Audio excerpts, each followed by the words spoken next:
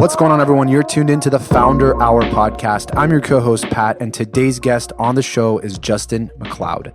Justin is the founder and CEO of Hinge, one of the most popular dating apps in America, with a focus towards long-term relationships rather than just hookups. We spoke with Justin all about his upbringing and early career, battling with addiction, his personal love story with his wife, Kate, how he got the idea for Hinge and the early days of building the company, his thoughts on the current landscape of dating and the future, and much, much more. Here we go.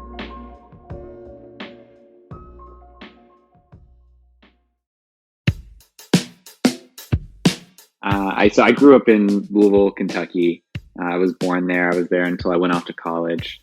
And I was a troublemaker, I think would probably be like the one word summary of my childhood. I went to a Catholic school growing up and was always in trouble. I was in the principal's office, I think, almost daily, and detention was a regular stop for me after school.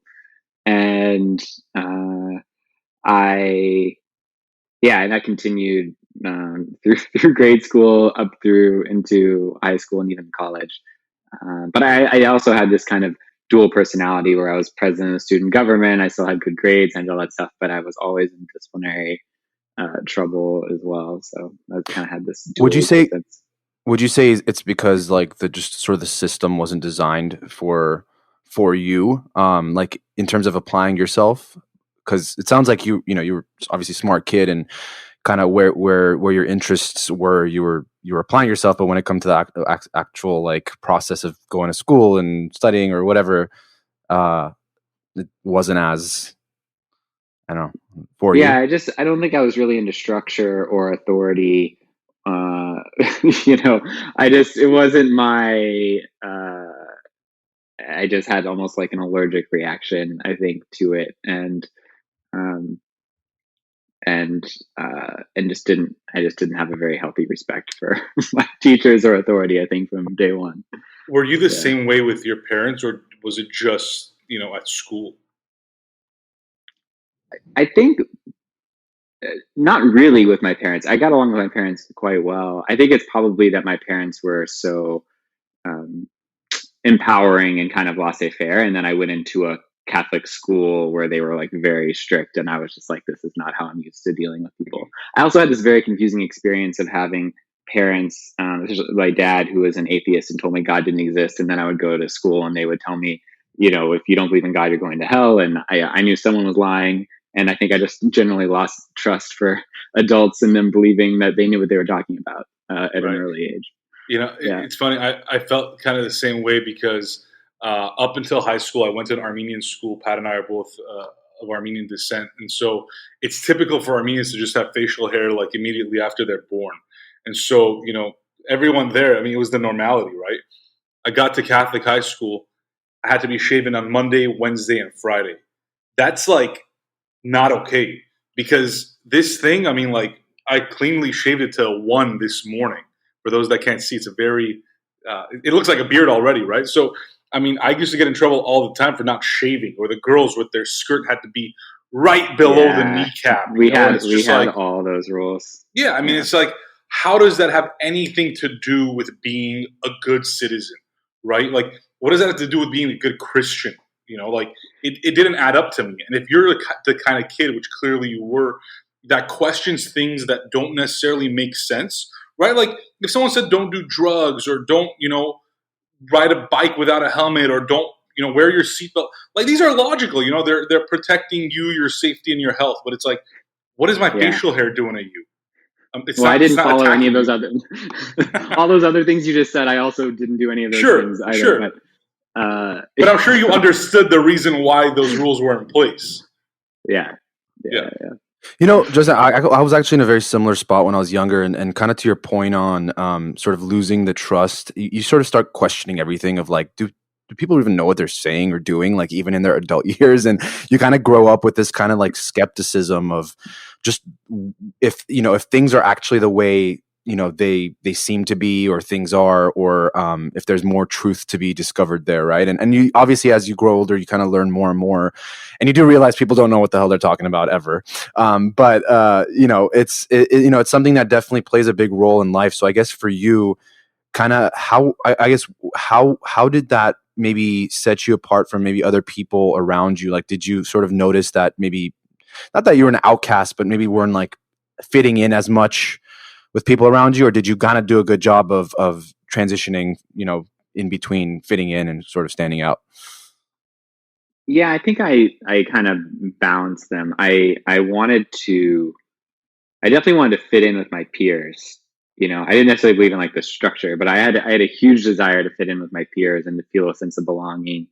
And uh, so that was like a very big piece for me growing up. And I really wanted a lot of validation from peers, from girls, from so that was always really important to me, but just not so much following the rules. So, what was your plan, post high school? It sounded like, you're this troublemaker kind of kid. I mean, did you at all, or were you at all concerned with where you'd end up? I mean, who you'd become, and who do you associate with, etc. I mean, what was next for Justin after high school was done? Well, I mean, I went to college. I got into Colgate, upstate New York, and I uh, I don't really know what my plan was. I mean, I was interested in law. You kind of look around to your parents and what they're doing, right? And my mom had gone back to law school when she was 40 years old, and then was a prosecutor, and then later a judge. My dad ran his own company, and so I thought maybe run my own company, maybe become a lawyer. But I honestly wasn't totally sure. And I went into college being I think I wanted to be an English major. I think mainly inspired by a high school senior English teacher that I had, Mrs. Calderwood, and just like loved her. And I think she really lit me up with a passion for literature and for English. And so I went in with that. But then once I was in college, I transitioned pretty quickly to rely back on my strength, which was math and econ. I was a mathematical economics major and political science major. I went through basically my uh, high school's math program by the time I was a freshman or a sophomore. I think I'd gone through like BC calculus and like pretty much everything that you could take. And so then I didn't even take math my junior and senior year. But I just like that was like really easy for me and a big strength of mine. Uh, and the sort of once again, I think wanting to fit in, the cool kids at Colgate were going to go into banking and they were going to go work on Wall Street, and so I got drawn into wanting to do that.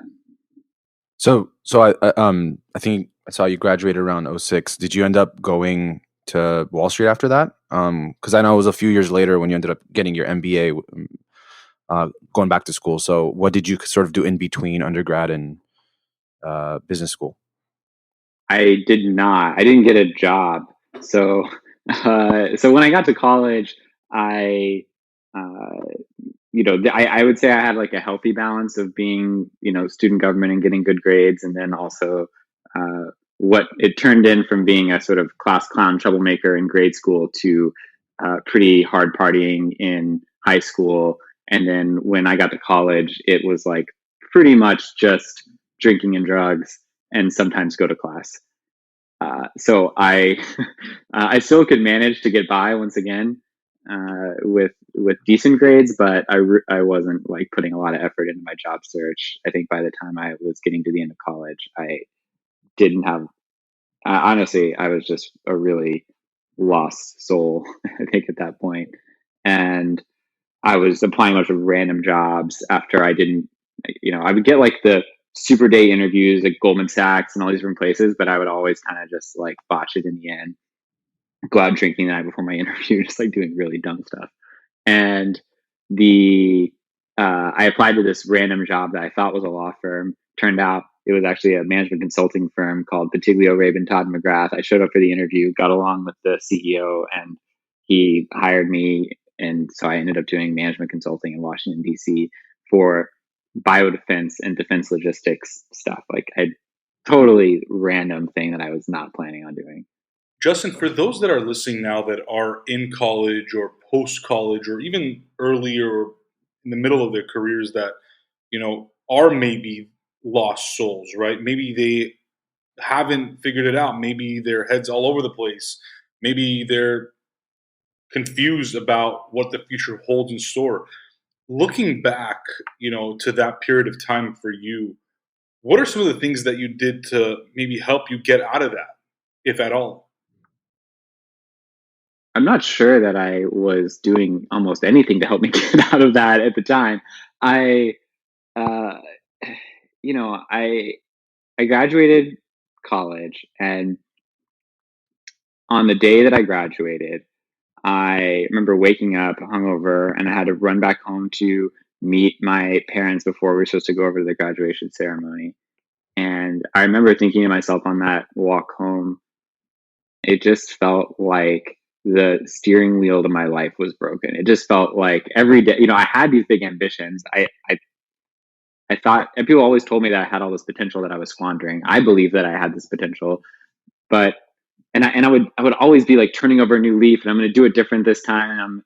But then the next night my friends would be going out, and I'd be like, well, but I'll just go out with my friends tonight, and then I'll turn over a new leaf tomorrow. And that tomorrow just like kept going and going and going for years. And I don't know, something just really snapped on graduation day. I didn't get the job that I wanted. I'd lost the girl, all because of partying and drinking and drugs. And I was just like, that's it. Like, I remember thinking to myself, like, I don't know what the point of living is if it's not like, if I can't drink, but I'm going to try to figure it out. And I stopped. I graduated college, and I stopped drinking, and I went and took my job, and I threw myself into that.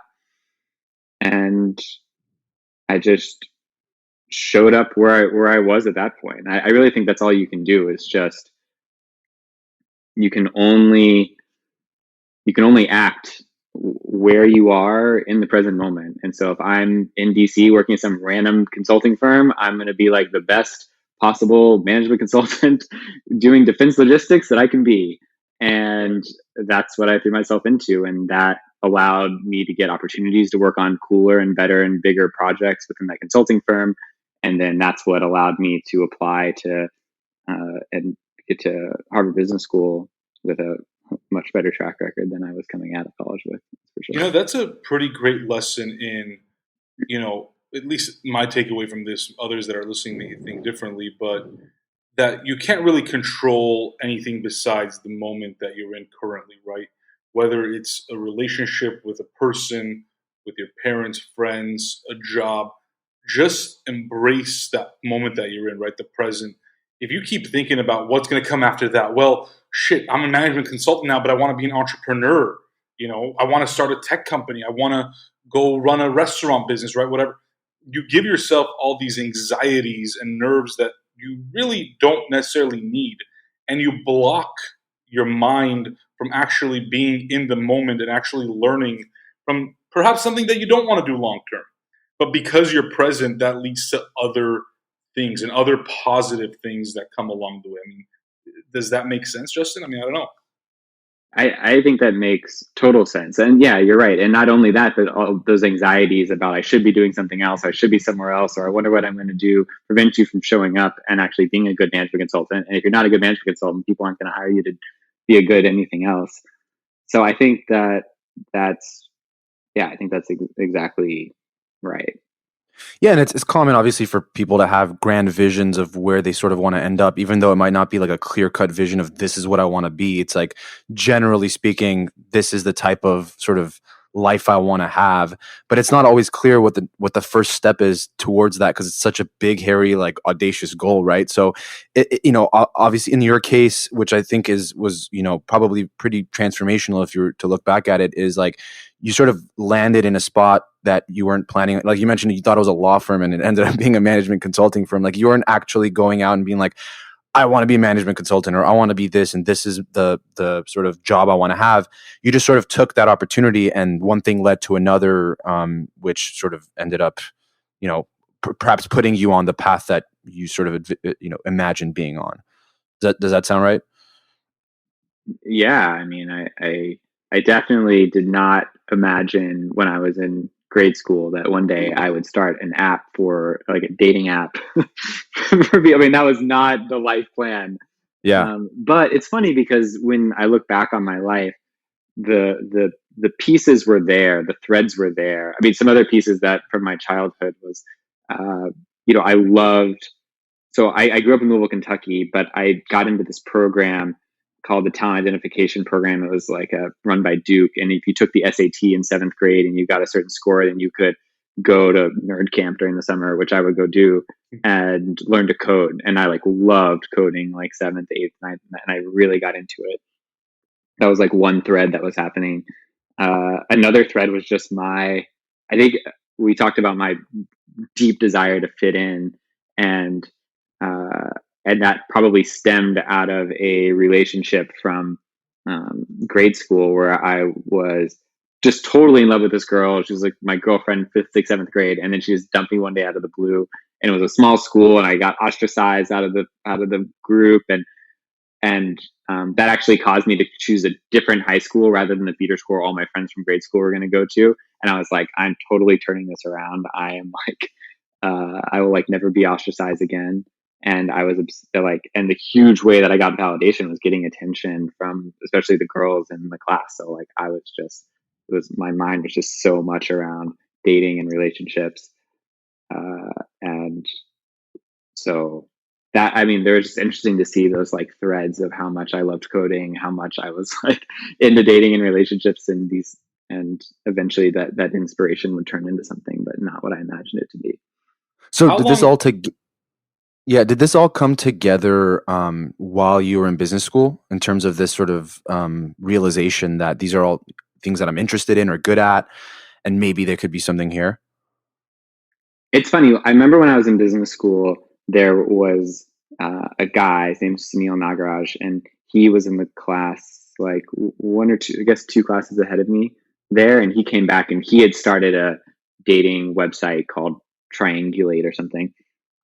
And I remember him presenting to my section, and I remember thinking like, wow, like that sounds like a fun job day to day. Like just, creating a piece of software that connects people. And I wonder how you would do that and how you do the algorithm. That like really, my mind just like really grasped onto that. I remember that, but then I kind of put it out of my mind.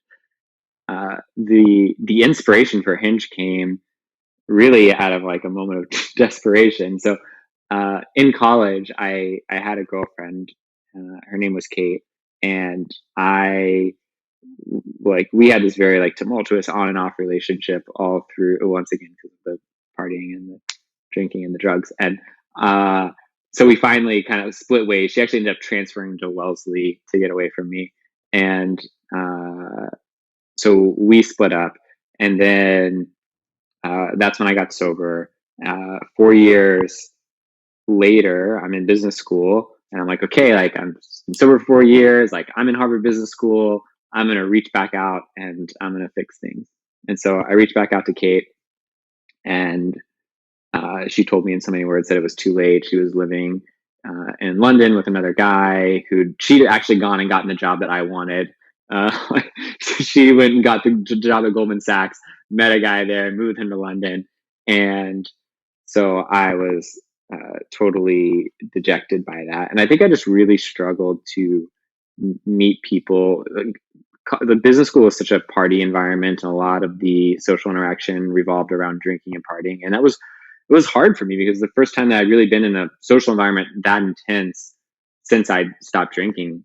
And so I just kind of stayed away from that. It was just hard for me to be around that. I just felt so much pressure to drink and to take part in that. And so I just kind of steered clear. So it was hard for me to meet new people.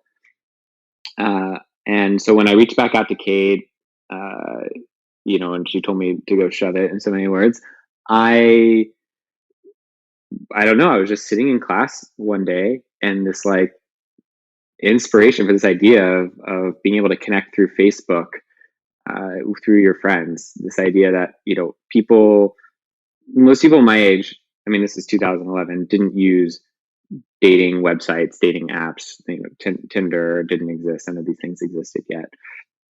And so the idea was, well, if what people used to do then was like cruise Facebook and, check out your friends' photos, and you'd see someone you kind of liked and then maybe ask them about them. I was like, well, what if you could just make that a really simple experience of essentially going through your friends' friends on Facebook, seeing who, like, tagging the people that you liked, and if they liked you back, they'd let you know.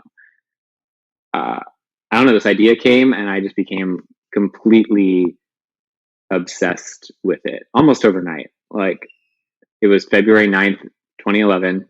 And I think like from that day forward, Hinge has taken up the majority of my brain real estate.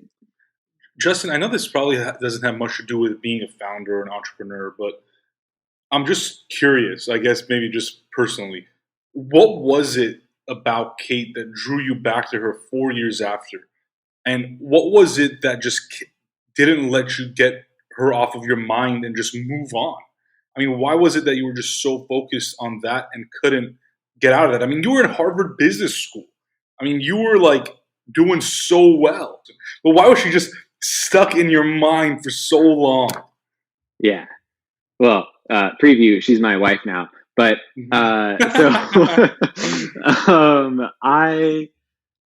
two reasons, I think. One is you just have to meet Kate. She's like one of the most magnetic, dynamic, incredible, brave, fun, beautiful.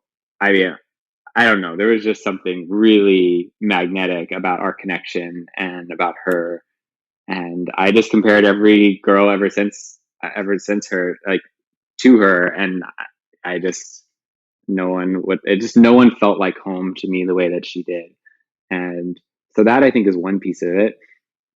And another piece of it, though, I think, is I really romanticized that relationship. It was like the one that got away. And as great as Kate is, and she is totally incredible, I had her even, I would say, higher on a pedestal in terms of romanticizing the relationship and beating myself up for letting it go. And so it was just really hard for me to move on without resolving and like going back and figuring out a way to close that chapter. When I asked the question, I didn't think of it as a business question, but after your answer, it just confirms that you were meant to be an entrepreneur. And let me tell you why, because entrepreneurs are crazy enough to think that an idea that they have in their head is just so damn good that even if everybody else thinks it's wrong for them and it's wrong for the world, they just keep doing it. I mean, they just keep going. I mean, like, you and Kate, and the fact that you didn't necessarily care about what should have been or what her circumstances were with dating another guy, you were like, I'm going to make this happen. And I'm sure we'll touch upon it later, but that is what entrepreneurship is. That even if people are like, hey, you know what? That's a horrible idea. I don't think it's going to work. I don't think you should be doing that. You shouldn't waste your time pursuing that. In your mind, there's just this conviction that it's going to work. I don't know what it is. You can't describe it. There's no word for it, right? And that's how I describe it. So I just love that that's how it ended up, and that you are an entrepreneur, because that's exactly what this is all about. It's exactly what this is all about. I think that entrepreneurship is definitely the marriage of persistence and flexibility. I think persistence is really important, and I am so persistent. I mean, that's probably another piece that's like just always been a piece of me, is like I will just keep showing. I will wear people down until like I get my way. I mean, you talk to my parents and anyone who tried to teach me in Catholic school, but I am hugely persistent. But I do think that you have to pair that persistence with a radical level of flexibility as well, because I definitely seen entrepreneurs who are persistent and inflexible, and they will just bang their head against the wall and keep trying the same thing over and over again and never really make any progress. So you have to also have that really dogged practicality where you'll keep changing and keep adjusting and keep learning and be like, okay, well, what did I do wrong there? And what can I do next time? And like how, and just like keep that learning engine going of just constantly believing that, yes, like we will get there and I'll make it work, but I'm not just going to try the same thing over and over again. Like I'm going to do something different. Is that something that you sort of learn in hindsight, like, or did you sort of have that self-awareness early on, just from maybe seeing your dad or other entrepreneurs around you, that perhaps that was like a trait or characteristic they had, or did you sort of I don't know, have people around you, being very vocal and open about certain things to sort of give you that, I guess, information to be like, okay, well, this isn't working because X, Y, and Z. I'm seeing the feedback they're giving me and it's not working. Like, how was it for you? I think I've always had the persistence. I don't know what it is. I think it's maybe genetic or familial or whatever. I think my parents are both very persistent people as well, and resilient people. The flexibility part was definitely learned and learned later. I think the biggest teaching for me was after college. One was trying to get sober, which was like very hard for me all through college. And it was the same thing, doing the same thing over and over again, expecting different results, and learning that I could actually uh, adapt and change eventually and really make progress on that front. Right around the same time, I really dove into uh, yoga and meditation back in like this, like 2006, 2007. And it was another thing where it was like the first thing in my life.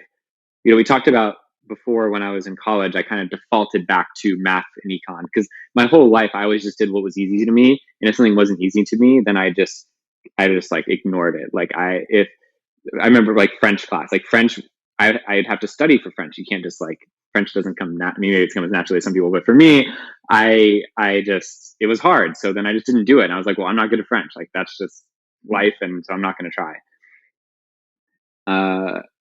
So I think that yoga is another thing where I started and I was absolutely horrible at it. I couldn't touch my toes. I couldn't do anything, but I just kept showing up, and I learned the value of just like adapting, persistence, like what happens. And then pretty soon, you can touch your toes and then do handstands and all the other stuff. And it was, I think those lessons dually of sobriety, spirituality, yoga, some combination of those three things, and watching myself change so much over those ensuing years, and just taught me something about the value of, that learning loop, that you really can change and you really can adapt. And that gave me a lot of confidence, I think, going forward, that if something wasn't working, then I would figure it out. I wouldn't just give up and say like, oh, well, this just isn't a good idea, or this just isn't working, or I'm just not good at this. Right. So it's 2011. You mentioned you've reached out to Kate. You said, "Sorry, dude, but I'm already living life in London. It's not going to work." And you are, thinking about this idea. You're sort of aware of what your interests are and what your skills are. And so, what happens next? Like, what's the immediate next step? Do you start building the app? Do you start, reaching out to people and asking them, "Hey, would you use this?" Like, what was the next step? Yeah. So there was this last chance dance party coming up at HBS. So part of it was to fuel that and like allow people to match. That was like the original. That was kind of what also sparked the idea, as this thing was coming up. And so I went and I ran to a friend in my section who worked at Google and could code and worked as product manager. And I asked her, like, okay, I have this idea. How do we get it built? What do we do? She joined on with me. We each threw in a little bit of money. We hired a development team down in Argentina to build a prototype of this app, and got some people on it, and people were playing with it, matching. And it just got me, I just really believed in this idea so much that if you could create a dating service that didn't have stigma to it, it would appeal to this whole generation, because it just seemed like such an untapped market. None of my friends used dating websites, or if they did, they wouldn't admit it. And it was just like it just is like this huge untapped market. And I was like, the problem with it is that it has this stigma around it. And if you could make it really simple and really easy, and you could just sign on to Facebook and your profile's already done, your picture's already done, then I think it will really like break it open to this whole new generation. But was this like a hunch that you had, or was it like your own personal feeling, or did you sort of observe that, you know, maybe people aren't talking about it, but this is what's happening, or like were friends telling you about this? Like, how much sort of field knowledge did you have when it came to that hypothesis? It wasn't really a lot of field knowledge. It was more just a sense of intuition and just the basic facts that people were spending more and more time online. They were getting comfortable interacting socially online, and the belief that it was a core problem. I mean, the number one thing back in the day before the dating apps came along was the chief complaint about dating was it's so hard to meet people. I never meet anyone. And it just seemed so obvious that this is where it was going to go. And you just had to figure out like what is the thing that people don't use it for. And it was all the stigma. And then you had to say, well, why is there stigma? And it was stigma because it was so hard. You have to fill out this long profile, and you'd have to make up a screen name, and you would have to pay money. And so all of that effort, you would only do that if you really struggled in the real world. And no one wants to admit that they struggle in the real world. And so it just had this kind of doom loop of, stigma to it. But again, if you could have this like one-click sign-on and make it really simple and really easy, then it would break it open to this whole new market. And I started working on that. I moved to, well, it's kind of a long story, but I moved out to California with Frances, the person I was working on it with originally. She decided to stay at Google. I didn't really know San Francisco. And so I decided to move back to DC, where I actually knew people, and I'd formed a network. That's where I worked before, and start the company there. I had one of my best friends from college come on and join me, and we started building this app that, again, the idea was just make it really, really simple and easy, and really lower the bar of what it took to get on. And then right around that time, we hear of this app in LA that people are talking about. And then, of course, like that just totally exploded, and Tinder totally exploded. And up until that point, we were going around, I was like begging. I mean, you come out of Harvard Business School and you think the way that you start a company is you write a business plan, you go talk to some venture capitalists, they give you $30 million, and then you go build a company. Then you have like a very rude awakening coming out of school. Like, that is not how it works at all. We couldn't get anyone to give us any money at all, not even like seed money. No one believed us. Everyone was like, the dating market is totally saturated. Match.com owns this market. You'll never, blah, blah, blah. Young people don't use dating apps. Young people don't spend money, blah, blah, blah. And but then Tinder started to explode. No one could invest in Tinder because it was owned by IAC at the time. And I don't think anyone expected it to do eventually what it did. But it created enough of a buzz that now we were basically the only other game in town that you could invest in. And then it really changed things. And then we were like turning down money because I didn't even know what I would do with all the money that people were offering me to put into the company. Justin, in the early days, what was the difference between Tinder and Hinge from a user perspective? It really was the basic difference was friends of friends versus people nearby. That is like the superficial difference between the two. And as a result, Hinge had the reputation of a more intentioned, more relationship oriented thing. It was more like people acted like you would at a house party or a dinner party or a wedding, not a club. So I think that was kind of the idea, is that there was just a lot more social accountability. We had last names. We sort of asked for more information up front, like your school and all these other things, instead of just like one photo. So there was a sense that you really knew these people, and there was always a friend in common. You always had a Facebook friend in common with everyone that you saw on the app. Yeah, and it's interesting, because this was a time in any sort of industry like where there's this kind of shift, right? From in this case was like web 1.0 dating sites to like web 2.0 mobile, you know, geo locations, being able to like find people in your proximity and Facebook, social media, like all this new stuff that really didn't exist when, for example, Match.com or some of these other companies were sort of in their heyday. And so in your case and in Tinder's case, you guys both have different sort of assumptions or hypotheses as to how people want to connect and date, and so you're sort of building your own kind of apps to fulfill that. But in hindsight, now looking back, maybe there are other things too. Like, what did you learn about the behavior of people when it comes to how they want to connect with people and how they want to date? Like, what are some other things that maybe you didn't know about or had no idea that it would be a fundamental part of this whole process? Well, I had the really wrong assumption. So to step back a couple steps, the original version of Hinge was still actually on desktop. It was just social, and you would sign in, and it was so complex and overly engineered and a quote unquote social, but you'd log on, you would start answering like questions about your friends. You would, basically be setting up their profiles for them so that we could show you. I mean, this is the early days of Facebook, so the privacy stuff was like not really there. You could just like grab someone's full friend list and just display it to someone else. So we could, and like all their photos and everything. It was just like a total wild west, a completely different world. And so you could like grab all their friends' photos and all their friends' names, and then you would display that to other people.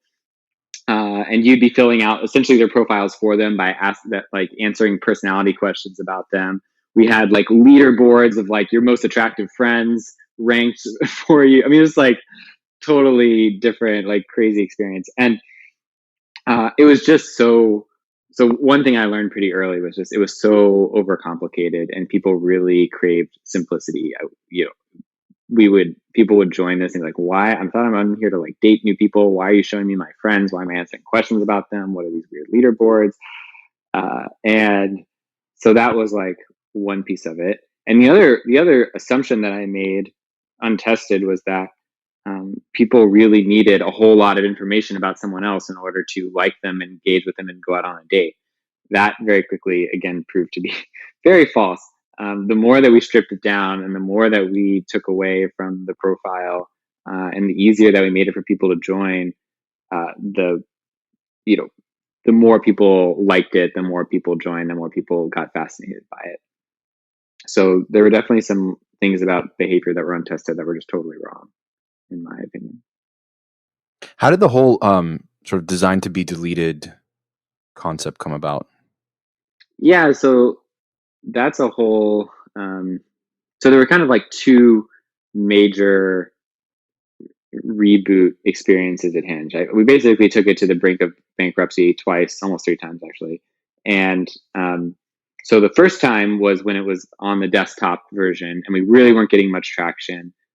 Still hadn't heard of Tinder at that point, and we were getting all the feedback I was talking about. It's too complex. People don't need all this information, and also so this was now 2012, and we were like, if we're really going to be the dating company of the future, this thing has to be on mobile. So we decided that we would completely rip down the existing product, rebuild it for mobile, and take our last $25,000 and throw a launch party in Washington, D.C. And we did. We had like a 2,500 person launch party, and had everyone come, and you had to have the app on your phone in order to get in. And that was sort of the next day, more people logged in than I think we'd like ever had on the app ever. And then it just kept growing from there. So we knew we really had something. So that was reboot number one. And then what happened was, we started to get some traction. We started to compete with Tinder, who was like really obviously had like a huge 2013, 2014, 2015. And we, what happened was we just got really like focused on the competition. We were looking at what features they were releasing. We're like, oh, like they have the swipe feature. Like, what are we doing with this X and heart? We should like have people swipe, and oh, we should simplify the profile, and oh, we should. and pretty soon our product just looked more and more like theirs. And the more it looked like theirs, like the more our growth started to slow. And the more that, even though we were pretty big, especially on the East Coast at that point, um, you know, it just really felt like, we weren't living up to the mission that I originally created. And around that time, this um, reporter wrote this article in Vanity Fair about the dawn of the dating apocalypse and how, and this is like, this article just caught fire because I think it really captured the zeitgeist of the time, which was that dating apps had turned, you know, dating and romance into like a, superficial hookup factory. And so I was like, this, and we were cited like very heavily in this article. And I was like, man, this is not the world that I wanted to create. This is not the company that I wanted to create. And I went out with a friend, or not a friend, my chief brand officer. She's now a friend, Katie Hunt. And we were sitting there. I was about to go home for Thanksgiving in 2015. And I was just like, this is like not the company I want to build. It feels like we're going to lose. I really wish I could just tear this whole thing down and start over from scratch. And at that point, it felt a little harder than the last time. We didn't have 2 employees. We had 30, and we'd raised, $15 million or whatever. And she was like, well, what's stopping you? And I was like, well, nothing is stopping me, I guess. And that inspired me. And I went home over that Thanksgiving and I thought about it. I went back to the board and I said, I know we have this momentum. I know we raised all this money, but I really don't think the trajectory of this company, where it's going, is we're going to be a multi-billion-dollar dating company of the future. Younger people are getting older. They're looking for something more intentioned. These swiping apps have been around for a few years now, and people are going to start looking for that thing that is really designed to help them get into a real relationship. So I want to tear this thing down. I want to completely start from scratch, do a rebrand, new code base, new interface. I don't know what it's going to look like yet. And the board got behind me, and that's what we did. And I let go of half the team, took the remaining about 15 people, and we started this new company from scratch. And we really took a step back as a company and spent this retreat. I took the group on a retreat right after to let everyone go, and we just dissected. One, we broke down what happened with the product and why it wasn't working. But more importantly, we dissected what happened with the culture and what did we do wrong that led to us copying the competition and getting so growth obsessed that we were just focused on engagement numbers and not really focused on delivering what our customers came to us for, which was great dates. And we set a new set of principles about how we would operate as a company, that we were doing it different than we were doing it before. And that was really the foundation of what Hinge is today. I'm curious. That's where that idea of design to be deleted came from. Got it. And I'm curious what those sort of principles were, because the sort of scenario you talk about is obviously very common. Like we see it all the time, where there are companies like pressured to innovate because they're just another Me Too, or they're sort of maybe they even pioneered that entire industry, but someone else came along, did it better, and now they're just trying to play catch up. And at that moment, you see companies sort of veer off of the path of that what they've always been on, and maybe don't even stick to their core mission anymore. And now they're just confused, and it's no surprise that a lot of those companies end up having to shut down or just can't pivot into something that is actually working. In your case, like what did you sort of, after you digested all of this, what did you sort of boil it down to in terms of, this is how we're going to do it moving forward? Because clearly things worked out, right? Like clearly Hinge ended up becoming a very successful app, but what was that kind of conversation like at that time? A couple of things. One clear principle was about customer over competition, right? I mean, it was like everyone had all the competitor apps on their phones, and we would look at features they were releasing, and that was determining our roadmap. It was like, oh, they integrated Instagram, we have to integrate Instagram, and like, oh, they just came out with this new, instead of really focusing on user research and thinking what was different and unique about the people who were coming to Hinge, that they were looking for more intentioned relationships. So that was like one very fundamental component of what we wanted to do differently. And very much led to the new interface and making a lot of decisions about the app that and which leads into a second thing, is that the number one metric for us going forward would not be growth, engagement, matches, anything like that. It would be great dates. We would actually start measuring which of our users were going on dates and whether or not they were good. And then we would optimize everything around that, and features that made that better would go in, and features that did not make that better would go out. That also really led us to do things that were like, I think venture capitalists and other people would probably have considered us crazy for doing, like having a sign up process that where we lost 25% of our users because we were like, well, no, if you're serious about a relationship, you need to add 6 photos, you need to answer 3 prompts, you need to add all this extra information about yourself. And it was a lot easier, obviously, to just have like the one-click sign on and you're in and you're swiping. But what it led to us is like having a really intentioned user base. We did get rid of the swiping, and we had people, you have to like something about the person, like a piece of content about that person, and even comment on it. That really changes people's liking behavior. People become way more selective. There's way fewer likes in the system, and that creates a way less engaging experience. Your phone's not always lighting up with matches and that kind of thing, but each match is actually a better match and more likely to lead to a date. We show you who likes you for free because we don't want you to game the system by liking everyone to see who likes you back, because that messes up our algorithm and we can't learn your taste very well. There's like a lot of little decisions like that, which is why we sort of say that we're designed to be deleted. So those are 2 of the biggest ones. And then there are also some real core cultural aspects about really learning to trust and empower the team. I think when you're a young founder in a young company, it really is about, it is about you and the founding team. And you kind of are just like directing the show like a small dictatorship, and that works and that's fine. But as you start to get to like 30, 40 employees, that doesn't work anymore. You have to completely change your mindset as a leader to like, I know what to do, and let me tell everyone what to do to get us there. You become a coach, and it's about trusting, empowering, and it's no longer about me making the decisions about what to do. It's about me coaching and challenging people, but actually letting them make the decisions about what to do.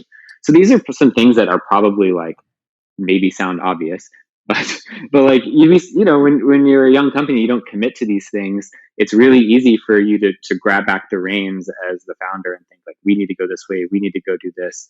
But what that usually ends up doing, at least in my case, was just a lot of whiplash and a lot of failed product features that I thought were a good idea, but were actually terrible ideas. So there were a lot of learnings like that. And the final learning is that we documented all of this so that everyone knew the culture, everyone knew how we were going to do things going forward. And it was no longer about my personality or someone at the top deciding what to do. It's like, we're going to document in a principled way what we believe about the market, what we believe about how we should operate, and everyone who walks in the door from day one will understand how our culture operates. Mm-hmm. Justin, correct me if I'm wrong here, but had Tinder and other dating apps not been out there while Hinge was also in business, do you think that you would have come to the realization that something needs to change? We need to reinvent and revamp the way we're doing things? Or was it because of the competition and because of what was out there that you had to go through that process that you just described? I just don't think we had a super clear vision for a mission about what we were really out there to do as a company. I think we were just like, we want to grow fast and be a famous dating company. We didn't have a strong thesis on the best way to do that is to build the most effective app and focus on that above all things. So, and that was especially clear in light, I think, of the competition, which did kind of lean gamey and I think create. It just wasn't designed. We'll just say it was not designed for people who are really looking for a serious relationship. Right. You didn't have a lot of information on people. You didn't have a lot of filtering options. You didn't have. It just like wasn't really designed for people who are more intention. Right. I think Hinge's goal was to become a dating app, not just a hooking up or one night, 2 night type thing. It was more so, how do you really get to know a person online, virtually, etc. I guess with what you just mentioned, Justin, what is your advice for entrepreneurs or entrepreneurs or future entrepreneurs um, on how they should think about these things before it gets to a point where they've already launched the business and they have a team of 20, 30, 50 people and have to let people go? I guess, how do you avoid, the situation that you ran into with Hinge, that you just described? It's, yeah, I mean, it's all the things that I just said in terms of like the way that we ended up changing our business model. I do, but sometimes, you need to, hindsight's always 2020, and sometimes you have to like play in the market a little bit to learn these things. It's that learning loop that I was talking about before. And it's, uh, I think a strong startup is not one that doesn't ever make mistakes. It's the one that learns fast from mistakes, changes the operating system, and then shows back up the next day again, and everyone's still smiling. That, I think, is the formula for success. Not, how do we do everything perfectly? So it's hard to say we would have done things differently per se. We had to go through those learnings and failings as an organization to learn what was going to make sense for us in the market. And we also had to see the market evolve. Sure. Switching gears just a tad bit, I know you had given us a preview earlier of the happy ending with Kate, but bring us back. What happened? I mean, like, how did this reignite? Yeah. So, kind of a crazy story. So Hinge had launched, and this was like beginning of late 2014, early 2015. So this was before the big reboot that I just talked about. And so Hinge was kind of at the top of our game, and we just raised a bunch of money. And this writer reached out to me who was doing an article, and she had actually downloaded Hinge. The very first person that came up for her, they'd matched and fallen in love. And she was like, she wanted to interview me. Like, how is this possible? Like, how did your algorithm know? I mean, the truth is it was total luck. I don't, we're not that good. And so, we had this interview, and it's a pretty like standard kind of early founder interview for something she was writing. And at the end of the interview, she was like, one last question, like, have you ever been in love? And I was like, well, once, a long time ago, but I didn't realize it until it was too late. This has been like 7 years, almost 8 years since I've seen Kate. And no contact for how long? Yeah, so I didn't contact her for those first 4 years until I finally sent her that note. Not because I didn't think about her, by the way, but just because I screwed up this girl's life enough, and I decided that I just wasn't going to bother her. Then I reached out that one time, and then I would actually write her. Talk about persistence. I would write her once a year on her birthday, an email, and the email would range from, "Hey, I hope you're well. Would love to be friends one day," to I think the most recent one had been, "I'll come over to London with an engagement ring if that's what it takes." And I never heard back to any of these emails. So, so that was the only contact that I had, except after that last one, I'd been defriended on Facebook, and so I think I got the message that like I wasn't gonna like. Right. I clearly was crossing the line into stalkerdom at that point, and decided that was probably going to be it.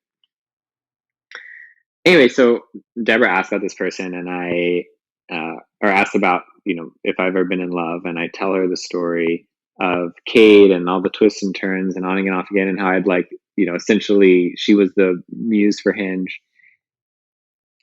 And she was like, well, is she, like, what happened? Like, where is she? And I'm like, well, she's engaged to be married. And she's like, well, you have to do something. You have to like reach out. You have to. And I'm like, I've reached out. Like, she's like, you wrote emails. You need to do something dramatic. You need to like fly over and wherever she is, and because of course she doesn't trust you. And like an email is not going to cut it. And I was like, look, lady, you're crazy. It's, it's been 8 years and I don't think that there's much of a chance. That said, that was like banging around in my head, all that advice. And I was headed over to London for a Hinge launch party. And I write her this one last email and I said, hey, gonna be in London. Weird to think I'm never going to see you again. Would love 15 minutes to say hi and goodbye if you want to meet up for coffee. And I get this email back the next day and she's like, well, you're a terrible stalker. I don't live in London anymore. I live in Zurich. And, but I'll hop on the phone if you want to hop on the phone next weekend and we can catch up. And I'm like, that's it. And I went to the airport and I bought a ticket to Zurich. It's like, this is my moment. And I flew to Zurich that next day and touched down. And she sent me a message the next day. She's like, okay, I can talk whenever you're ready to talk. And I said, well, great, because I'm going through customs in Zurich right now. And we met up in a cafe, and that connection was like definitely still there. And she was getting married in a month. Like big 400-person wedding, people flying from 5 continents into Zermatt. And we decided that we would take a chance. And so she flew back to America with me and moved into my little studio apartment in the West Village. And the rest is history. All right. There's a big, obviously, question here because from a negotiation and persuasion standpoint, a lot of people can use this advice. I mean, what the hell did you say? What the hell went on during that coffee? Because there's a lot of great negotiators out there, but the woman was about to get married in a month with a 400-person wedding after 8 years of ignoring you. I mean, you got to tell us because there's got to be something behind it.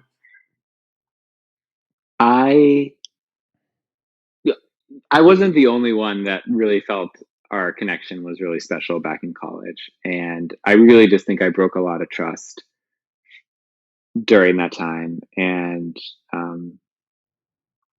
but I don't know, we just had such a special, and I think we both really romanticized each other a lot. And I will say that I had changed a lot over those years. I mean, I'd gotten sober, I'd started a company, I'd really changed from the human being that she knew back then. So when I was flying over, part of me thought, I'm going over there, but I'll bet we see each other, we laugh this off, we realize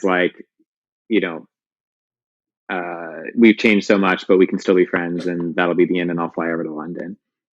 And part of me thought, oh my God, this is the person, and we see each other, and we're gonna think it's amazing, and we're gonna get married. And I don't know, I just walked in that coffee shop and saw her, and we sat down, and we just talked for 8 hours straight. I didn't go in with the hard sell, we just shared and caught up on our lives over the last 8 years. We went to this coffee shop. We literally we realized at the end of that, we sat down at 3 p.m. and got up at 9 or 10 p.m. And we hadn't even gotten up to get a water or a coffee yet. And I don't know, it was just, we were chatting, and originally she was like, well, obviously I'm not calling off my wedding, but we should really stay in touch. And then halfway through, she's like, well, if I were going to call off my wedding. And then by the end of those 7 hours, she was like, I think I'm calling off my wedding. And we just felt, I don't know how to describe it. It was just palpable. And we both knew that we were going for it. Justin, one thing that really stands out is had you sent an email instead of going in person, what would have happened, right? You wouldn't have sat down and talked for 8 hours. You would have maybe gone on a phone, who knows, right? And that really speaks obviously to the power of just human connection, physical connection, just being next to somebody and sharing that moment.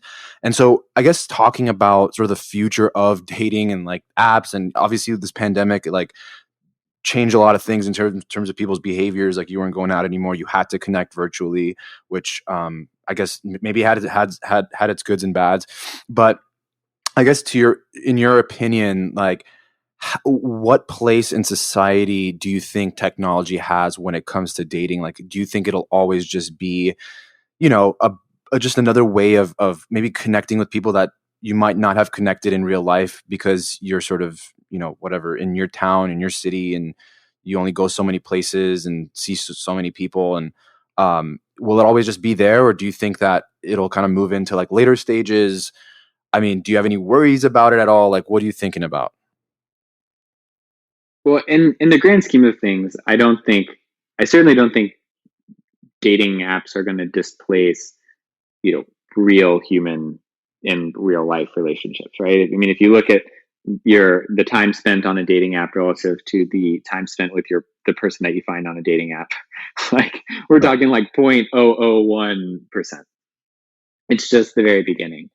Uh, the problem that I think dating apps originally solved was the problem of access. It was the problem of, you know, I can't meet anyone, and okay, here are some options, and I can go through and then meet up and on essentially, the original dating apps were just like essentially a blind date, right? Like I see their photo, I see a tagline, we exchange 5 messages back and forth, and then I'll just see what happens.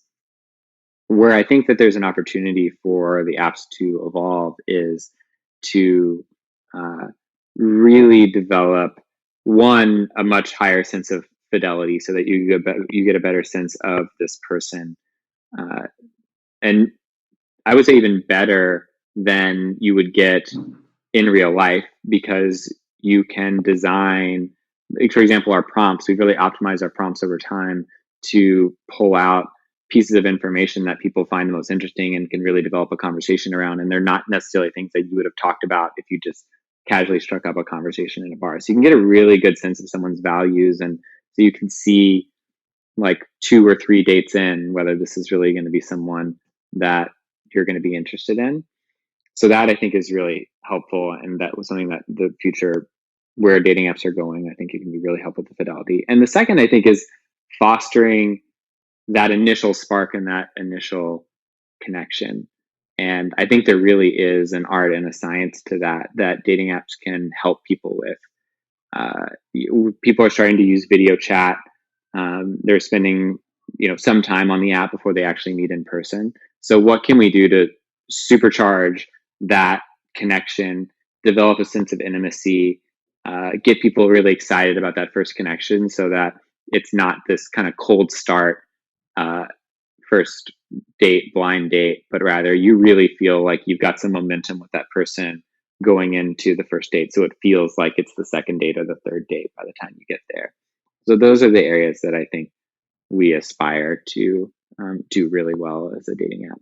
Have you seen there's less stigma now around people not only meeting but getting married as a result of meeting on a dating app? Are we seeing people get get married? Is there less of a stigma around folks using dating apps and eventually getting married to a person that they've met through Hinge, Tinder, etc.?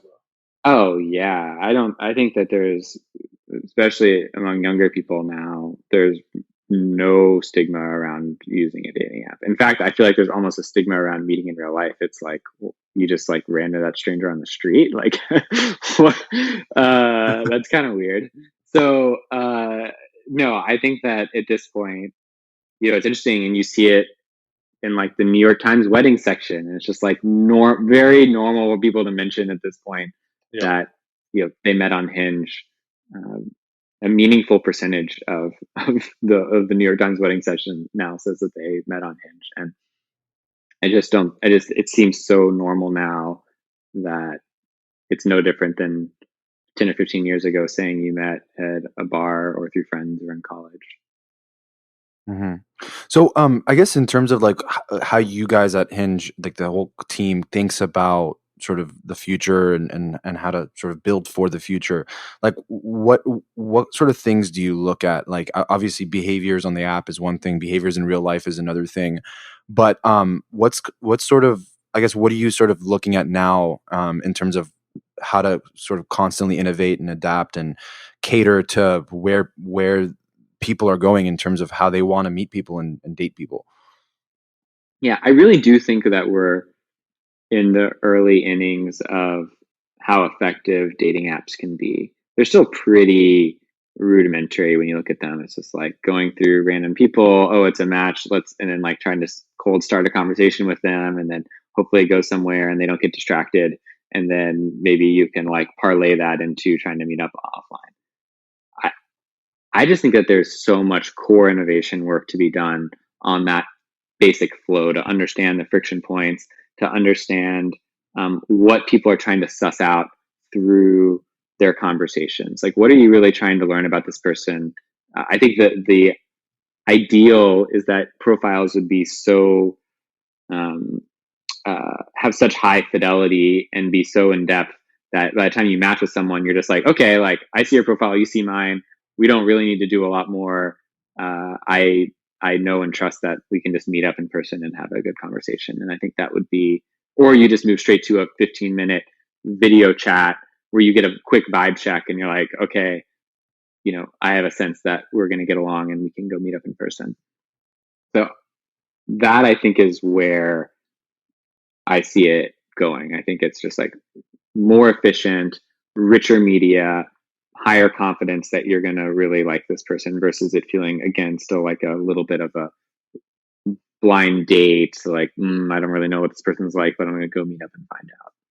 Mm-hmm. What has changed most about you as a leader from the beginning of starting this company to now, with all the things that you've learned and the people that have come and gone at Hinge and the new features and programs that you've launched? What are some of the biggest takeaways for you um, as Hinge's visionary, as Hinge's leader?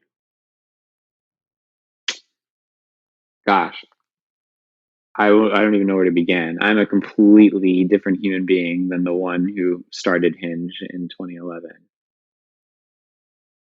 I mean, I feel like I live in a different universe than that than that person. I mean, truly, like I am just not the same human being. This experience has shaped and crafted my personality and worldview in a way that it's irretrievable to even consider like what I was like back then. But so with that said, what have I? How have I grown? I How have guess I while you changed? think about it, the reason I ask is because there's a lot of new founders now that have come out of the pandemic, that came out before, that will come forevermore, that may have never even thought about being an entrepreneur or starting their own company or taking on that risk. And they probably believe, like, I don't have what it takes. I've never done this. There's no roadmap. There's no playbook. There's no rules to play this game. And not that you were in that exact same position, but no one told you how to build a dating app. No one told you how to lead people, how to establish a culture, how to establish processes.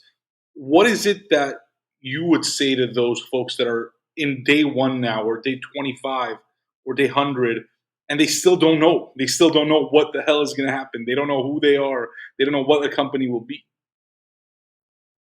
Yeah, I think it goes back to some of the lessons that we've already touched on. I mean, the idea of persistence and flexibility and focusing on where you are.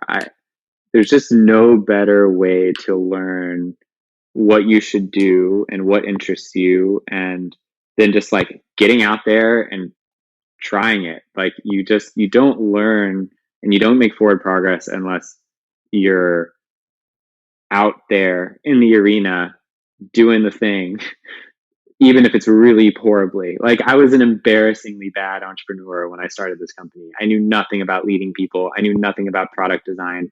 I knew nothing about I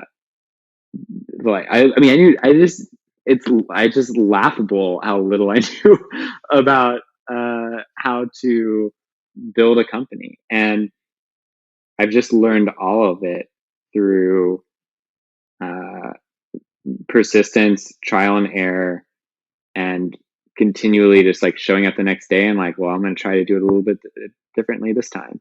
And over time, I've also learned that like get mentors, people who've actually walked this path before, and maybe you can actually learn a few things from them that they can help you avoid some of the pitfalls that they've made. I used to have this one founder who graduated a few years behind me at Colgate, and he would schedule a meeting with me every quarter and ask me just the best questions.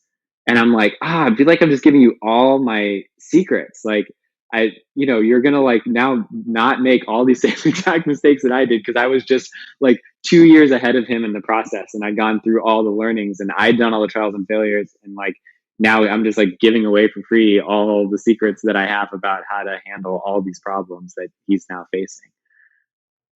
I think that is, if you can learn from other people's mistakes, all the better than learning from your own.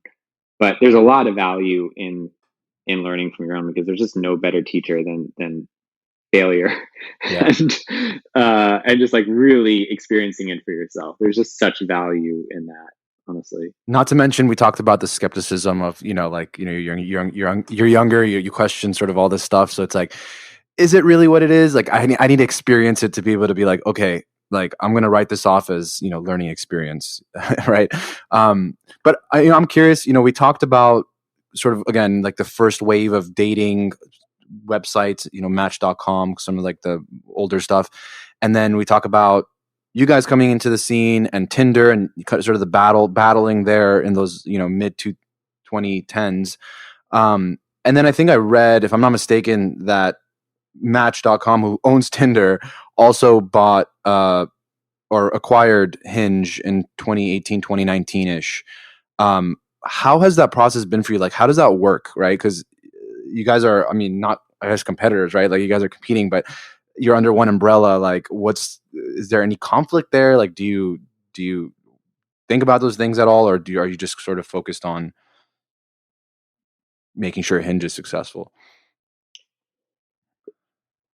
I mean, the short answer is I'm mainly focused on making sure Hinge is successful, but we're in a pretty different market. We're a little bit older, we're a little bit more intentioned. Like we have our own worlds that we play in. And so I don't really think about Tinder as our competition. I think people like graduate from Tinder to Hinge when they're ready to find a relationship. A lot of people use both, for different use cases, and that's totally fine as well.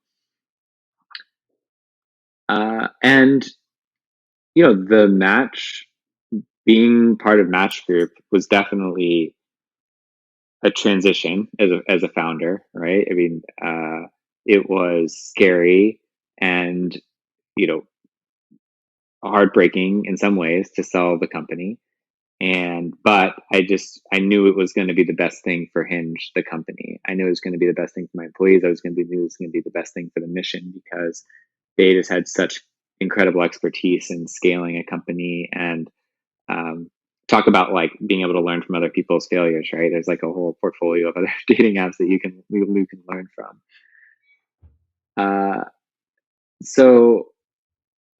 But I also knew, going into that a lot of times founders don't survive these kinds of acquisitions. And I was very conscientious of that. But I think that Match Group's an incredible company. I've had an incredible experience there. They've been such good partners to us, and the relationship has really worked out incredibly well. Mm-hmm. Yeah, no, it all makes sense. Like, I guess when you paint that picture of like sort of the journey of the, I guess the age range of like a little bit younger, and it's kind of like they're kind of covering all the bases, right? So that totally makes sense. But yeah, Justin, I don't know, Posh, if you had any other questions, but this has been an awesome conversation. I mean, learning about sort of where this all started and your personal story and journey, it's incredible. We can't wait to see what happens next with you guys and Hinge, and with you and Hinge. Thank you for your time. Thank you very much. Thank you, Justin.